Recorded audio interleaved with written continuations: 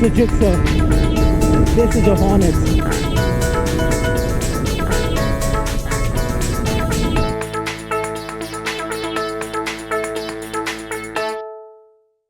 Alright, ladies and gentlemen, welcome back to the Savant Life yet again, and today what we have with us is the brand new 2017 sports red version of the Honda Hornet 2017 with all of this fancy stickering. And yes, it has a sari guard as well, considering that this is India. This is just a quick walk around to show you the shapes and the contours and the design of the bike. And I think it looks great in this red. In fact, I prefer this color much more than the athletic blue and the all black design scheme over here, including the engine with that beautiful Honda lettering in red color. I think that looks fantastic. The exhaust pipe looks really nice. The brakes that you can see, which has a 220mm pedal disc brake at the back and a 270 in the front, which is a Nissan. Both of these, I'll kind of tell you as I take a test ride with this bike how effectively they work, but it is supposed to have the combi braking system, and it'll be interesting to try that out and see if it really makes a huge difference.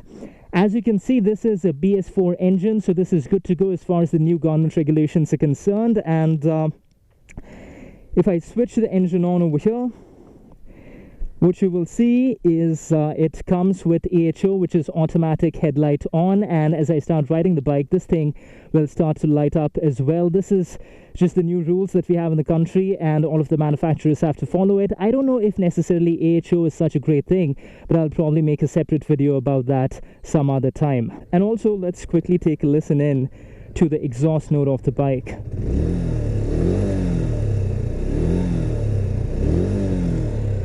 Like I said, not too bad, but nothing to write home about either. The other thing to note is that this is one of the 150cc bikes that still come with a manual kick, so just in case you're old-fashioned or the automatic start is not working for some reason, you can use the kick as well in order to get things started. Alright, what else do we have? I like that red rim tape around the wheels. I think it makes them look really nice. The tires are MRF 90 grip. Everything is pretty standard over here, and not too much of a variation from the 2016 version, apart from the fact that it now has automatic headlight on. So it's time for us to jump onto this little beauty and see what it has to offer. I have to say, this bike feels very, very different from the other 150cc bikes that I'm usually accustomed to riding. So I normally use, look at this guy, hello. He had the indicator on, but he was just turning without a care in the world. But anyways, like I was saying, I have a Yamaha FZ and I've ridden a Gixxer before as well. And I have to say, this bike feels very, very different from that. It has a different sort of a setup. When you ride it, it feels much bigger and bulkier. It definitely has more of a presence, I think, than your Yamaha FZs and your Suzuki Gixxers. And the reason for that also, I think, is this bike is a good 5 kgs heavier than those two. So it is bound to have a little more of a presence than those bikes. But even when I'm pushing it to heavier speeds, although I can't really make out what speed I'm riding at because of the speedometer being at 0, but even when I'm pushing it to slightly higher speeds, I don't really feel that I'm revving the bike or I'm pushing the bike too hard. It feels very, very stable and it feels very smooth. But when I take it into corners like these, I have to say that it feels like the bike is getting out of hand just a little bit. And again, every bike has its own unique style and its own mannerisms, and you have to get used to it a little bit. But I think as far as the turning radius is concerned, one of the bikes, especially in the 150cc segment that I've ridden, which is the best when it comes to that, is the FZ16. And I'm, again, not trying to be partial or anything over here, just giving you my honest 2 cents. But the bike is so refined, it's so smooth, it's so quiet. Especially when you're stuck in traffic like this and you're barely revving the engine, you can't feel a thing, and that speaks volumes about Honda's refinement. And then when you want to step it up a little bit and cut through traffic like that, you have all of the power on tap. I'm liking what I see of the Hornet 160 so far. And believe me, beneath all of that refinement, there is a little bit of a brute inside this bike. You can feel it when you turn up that accelerator.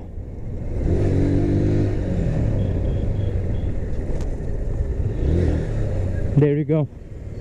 The one thing that I'm not such a big fan of so far is the gear shifting, because it feels a little hard and you can really hear the clunky sounds when you shift the gears.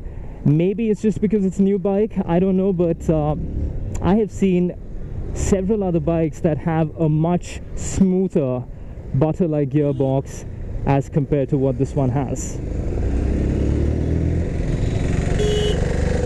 You can cut into tight corners quite easily, as you should be able to on any naked street bike. And the flickability of it is amazing too.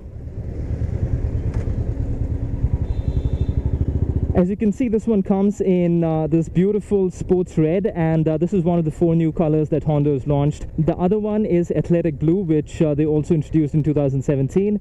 And apart from that, you have the gray and the orange and the gray and the green versions, which I don't really like all that much. I have to say, the one thing that I don't really like about this bike so far is the gear shifting. And I don't know if it's because it's a new bike or what the reason might be, but the gears seem to be falling a little too hard, and I can hear that clunky sound when I actually make the shifts. But anyways, overall I think it's a solid package. The mirrors have a nice wide view to them. The finish quality, the look and feel of the bike is quite premium, make no mistake about it. At the end of it all, I think it is a pretty good offering from the Honda stable. This company hasn't really made too many waves in the Indian biking market, apart from the Hornet and the CBR 250R, which by the way right now is not available after BS4 came into play.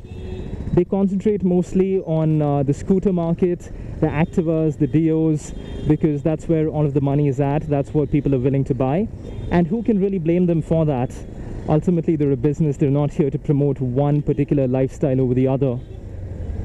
And as you can probably see, at the back of that Celerio is the reflection of the automatic headlight on function that this bike and all of the other bikes in 2017 come with. I'm not really sure about the usefulness of that feature. I'm still on the fence with that one, because I think it's just another example of one of those things that we blindly mimicked from the West without really considering if it is appropriate in our environment. We have to realize that in India, the majority of the traffic is two-wheelers and bikes, and pretty soon we're going to have all of them riding around with an always-on headlight, and that does not do anybody any favors whatsoever. But that's all right, I'll make another video about it, and we can get into the nitty-gritties of that. But for right now, let's talk a little more about the Honda Hornet. Now there's a sweet looking RC200. Let's see how it does when it's actually going up in an incline. And again, there is power, but I think that it's restrained to a certain degree, and I don't know if that's just the refinement of the Honda experience or if the bike actually has been curtailed to a large degree. I get the feeling that there is so much more to this bike, and I'm not getting to tap into its full potential. That could also be because it's a test ride bike and they've curtailed it a little bit, but I doubt that is the reason. And again, the gear shifting, I have to say it one more time, especially when you go from first gear to the second one, there's always this clunky sound that you get to experience, which is not so great. Hey, that's another beautiful Honda machine, the Brio in red again. A little bit of a coinkydink. The sound of the engine is very refined, like I've mentioned a couple of times before, and I don't know if necessarily that is a great thing or not such a great thing, because ultimately most of us would like our bikes to have a nice brutish grunty noise, and this one certainly does not have that. It's way more refined, and I think that might be a negative for a lot of people. See, like right now I'm revving the bike, and what you hear isn't anything that is going to give you an eargasm.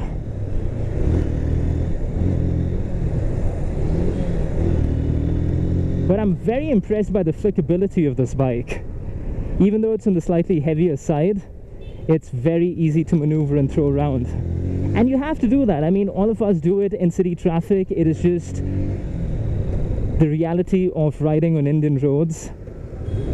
And this bike certainly does not disappoint in that aspect. Nice. As far as the braking is concerned, nothing to write home about, but it's not a disappointment either.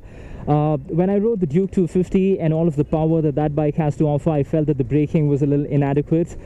As far as this is concerned, it's a 160cc engine that is capable of producing 15 bhp and 14 newton meters of torque.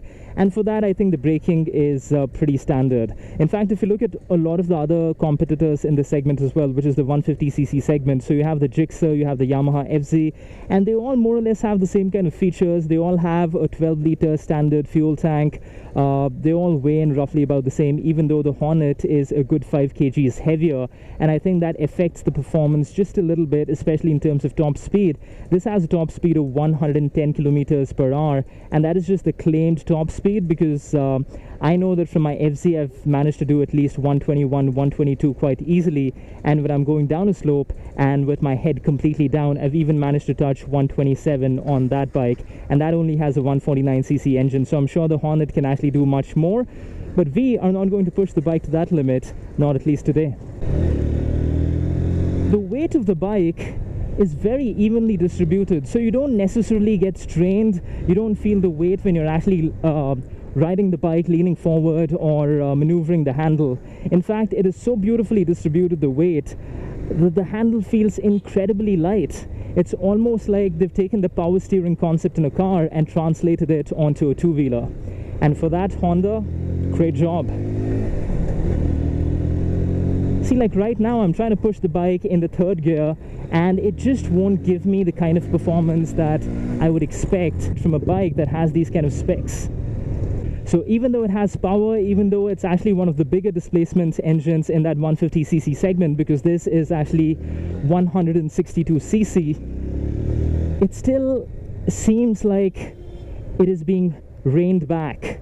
Like there is so much more that this engine could give you, but that's where Honda's refinement comes into play, is what I would assume. So for instance, even though I was revving the bike and trying to extract the maximum out of it in that third gear, it wouldn't really respond like I would have expected a Duke or even a Yamaha to. Now, as far as the stickering and the color options are concerned, I don't really like the fact that you don't get to choose a plain white or a plain black or even a plain red for that matter, because I think those were the best colors that Honda had when they initially launched the bike. But this is something that I've seen a lot of bike manufacturers do, especially for the Indian market. So they launch all of the stock beautiful colors only, I think, in the first couple of iterations, and as the bike becomes more successful and they have to take it out in places like Raipur and Kanpur and Trichy and Hubli and Dharwad and all of those kind of places, basically the tier 2 and the tier 3 cities and towns, you have to understand that the mentality over there is the more stickers there are on a bike, the better it looks. And you can't really blame the manufacturers then for playing that game. Yamaha did the same thing with the FZ, and now Honda is doing the same thing with the Hornet as well.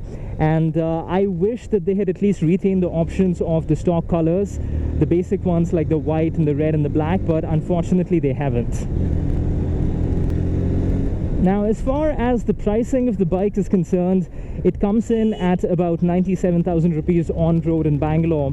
And again, like I said, all of those bikes in that 150cc segment are priced so competitively and very close to each other. So you have the FZ, which is slightly more expensive at about 99,000 rupees, and the Gixxer is the cheapest at 95,000. It isn't that much of a difference between the three bikes as far as performance specs or the pricing is concerned, so it really boils down to what you like and what you prefer over anything else. Alright people, so that is my review of the Honda Hornet 160 2017 with the BS4 engine and the automatic headlight on in this beautiful red color. I hope you guys liked it. So if you found this video useful and if you think it might benefit your friends or anybody else, then make sure to share the video. If you have any questions for me, as always, drop them in the comment section below. And if this is your first time around at the Savant Life, then make sure that you hit that subscribe button and click on the bell icon so that you can be notified when more new videos come up.